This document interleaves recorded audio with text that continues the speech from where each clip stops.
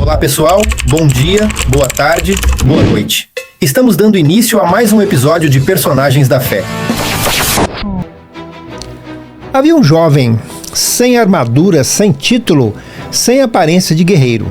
Seu nome era Davi. Naquele tempo, Israel estava paralisado pelo medo.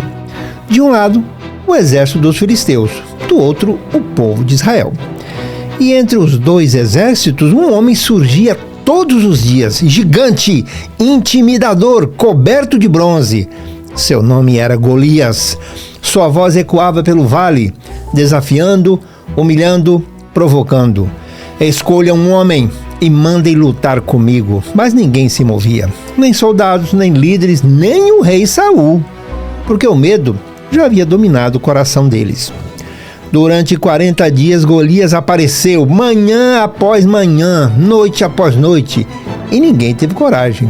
Enquanto isso, Davi estava longe do campo de batalha, cuidando de ovelhas, no anonimato, no silêncio, na rotina. Mas foi ali, longe dos aplausos, que Deus estava preparando algo. Porque antes de enfrentar gigantes, Davi enfrentou leões, enfrentou ursos. Quando um animal atacava o rebanho, ele não fugia, corria atrás, lutava, arrancava a ovelha da boca do predador. E se fosse necessário, matava o leão, matava o urso. Ninguém via, ninguém aplaudia, mas os desertos secretos estavam treinando Davi para batalhas públicas. Até que um dia, seu pai o enviou ao campo de guerra, apenas para levar alimento aos irmãos. E então Davi ouviu a voz de Golias, as ameaças, as provocações, o desafio, e algo queimou dentro dele. Quem é esse filisteu para afrontar o exército do Deus vivo? Enquanto todos enxergavam o tamanho do gigante, Davi enxergava a grandeza de Deus. Então ele decidiu lutar. Mas ninguém acreditou. Você é jovem demais, inexperiente demais, pequeno demais. Mas há batalhas que não são vencidas pela aparência. Davi foi levado até Saul. E então, relembrou sua história. O Senhor me livrou das garras do leão e das garras do urso. Ele também livrará das mãos deste filisteu.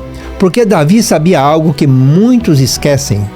As pequenas vitórias do passado são preparação para os gigantes do futuro.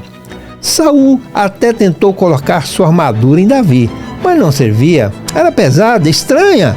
Então Davi tirou tudo, porque não precisava parecer um guerreiro para vencer uma guerra. Pegou apenas uma funda, 5 pedras e sua fé, e então caminhou em direção ao gigante. Golias olhou e zombou. Sou eu, um cão, para você vir contra mim com paus?